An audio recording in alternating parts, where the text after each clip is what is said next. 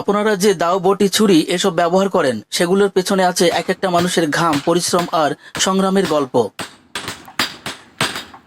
দেখুন, এই আগুনের সামনে দাঁড়িয়ে দিনের পর দিন কাজ করেন এই লোহার কারিগরেরা।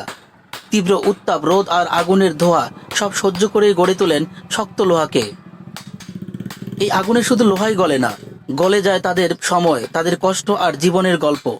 সারাদিন পরিশ্রম করেও তাদের আয় অনেক সময় ঠিকমতো পরিবার চালানোর জন্য যথেষ্ট হয় না। তবুও থেমে যান না তারা, কারণ তাদের হাতের দক্ষতা, এটাই তাদের শক্তি, এটাই তাদের জীবনের ভরসা। হয়তো আমরা ব্যবহার করি সহজেই, কিন্তু এর পেছনে কতটা কঠোর পরিশ্রম লুকানো থাকে তা অনেকেই জানি না।